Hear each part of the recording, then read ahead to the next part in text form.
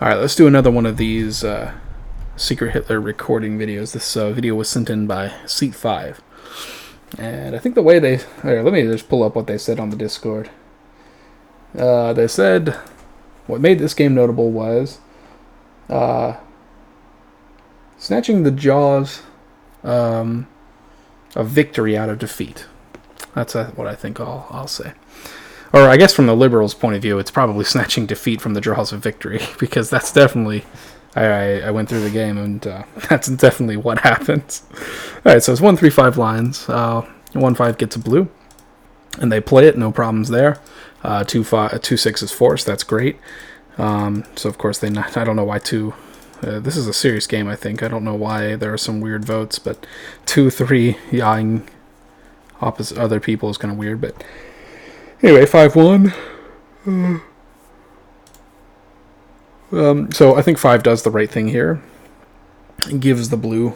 You should always do that if it's a Fash Gov. Just give them the blue. I mean, maybe they'll play it. Maybe they'll choose to play the red. And not comping is kind of bad, but at worst it'll be a 4 blue deck. It's already a 3 blue deck, right? So, and this is the 3rd Gov, so a red here is not that bad a claim. It's normal. It only becomes bad on a 4 blue deck. So 6-2 gets RRB, and so if you remember the blue count, it's 1, 2, 3, 4, 5. So now it's a 5 blue deck, which is technically a 4 blue deck on claims, and we're gonna see 2 gets M, picks 3. I think there's a reason you pick 4, and it's not okay. It may sound like I'm saying this like as just hindsight 2020.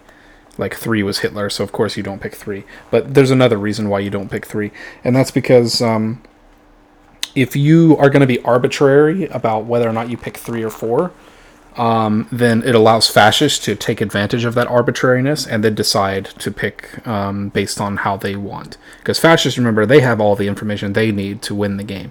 They just have to make the right picks and make the right plays and choose, unless it's Hitler, but, I digress. Early on, the vanilla fascists definitely have things that they would rather have happen than others.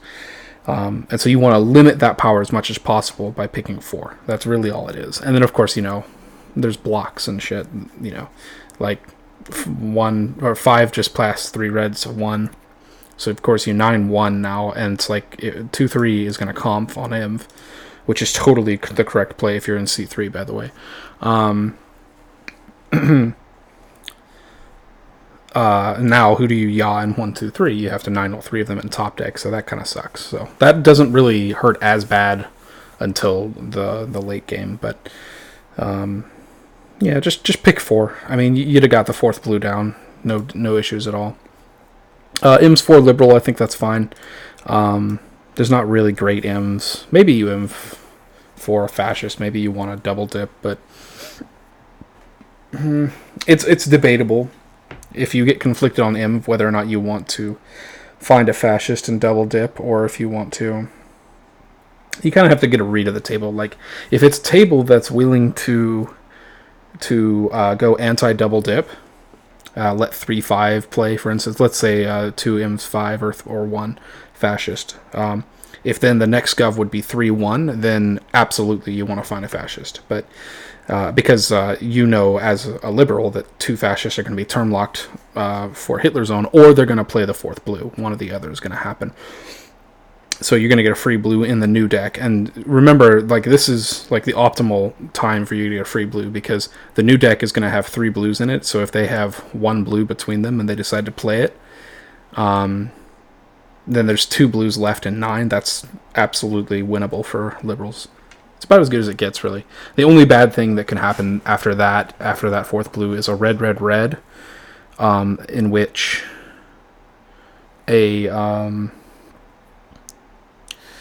either a conflict will happen, or a red will happen, and then there might be talk about SCing one of the 2 people that was aimed fascist, or that was in the double dip. But still, I think it's worth the risk. So anyway, finds a liberal, that's fine. They actually play 4-6. This I agree with. As we find out, it's 2 blues. That actually is bad. You want only 1 blue. It's nice to get the fourth blue down, but the deck is actually pretty bad for liberals.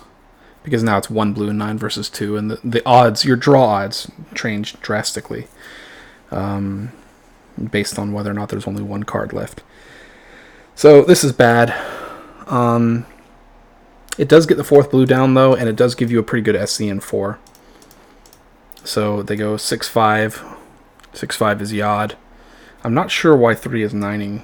There's not really a reason. Of course, they get 3 reds and SC4, and I believe they top deck here. After top deck is red, because of course it is. I think they play 4-6. 4-6 gets 3 reds, and they shoot 1. And things should be going pretty well for liberals here. All they have to do is pick a good gov and veto zone. 4 is pretty liberal. 6 is pretty liberal on the first deck. The first deck was a 5 blue deck, remember that. And so 6-2 should be liked fairly well. It could be 2-6 fash. So you have to watch out for that, but other than that, I think 6 is usually lib. There's not really a whole lot of lines where 6 can be fascist, based on how the first deck went down. Unfortunately, 6 makes the mistake of picking 5, and this is the play, I think, that was talked about. This is the final gov. This is how fascists win. Liberals have a fascist dead. They should be winning this, but they pick 5. 5 was the red president on a 5 blue deck. It could also be 2-5 fash. Is another set of lines that's possible with the 2-3 conflict on Inv that you'd have to worry about. But, I mean, it's like, people thought 4 was liberal. I'm not sure what people were saying about 2-3. I just don't think that 5 is ever a great pick here. I think your pick is always in 7-3. You try to pick the liberal in 7-3, whichever one you think is more liberal. Also, I want to take a moment to say that this 9 is trash, and so is this Ya. I think if you're Hitler in the veto zone, just 9 everything. There's literally no reason to Ya. If there's a fascist in this gov, it's going to get 5 votes and it's going to pass, and then you're going to win on veto zone. If there's no fascist in it, then the fascists are going to 9, right? And there will be 4 Yas, and then the liberals will win, and that sucks. But at least you know who the other fascist was. And if it's 3v3, then you avoid yawing a lib gov in veto zone. Now, of course, fascists are going to out and tell you to 9, but you really shouldn't have to be outed for that to be the case, in my opinion. After the shot, you should just assume that your win condition is top deck, not trying to get another gov in veto zone, especially 6-5. It's like, who do you think is fascist in 6-5 if you're in seat 3? All you know is 2 is likely liberal, 4 is likely liberal, and 1, 5, 6, 7 have all your fascist. From your point of view, it could be 1-7. That's absolutely possible. So, anyway, this was a pretty good game. Fascist win on veto zone. They just get the final red. I don't know if there's any great chat to go over, really. I didn't go through it. It's 3v3, so yeah. C2 was 6-5 def has a fash. Yeah, of course 7 says that. There's a lot of really funny things. I wonder if this Frank, what's his name? Frank Freedom said much. Fine, but 5 is vanilla to me. So even 4 was kind of having inhibitions. 5 is fash GG, 2-3 is fash. Nah, 2-3 is never fash. Nah, if 2-3 is fash, it just plays red, and conflicts 4. Or Im's 3 lib, either one. No reason to conflict there. Even though it's going to be a 4 blue deck, it's just better. Yeah, universally. 1-2-7 lines. See, I mentioned 1-3-7 lines, so 1-2-7 being called out makes sense. Yeah, nothing too crazy in the chat here. So I will see you guys later.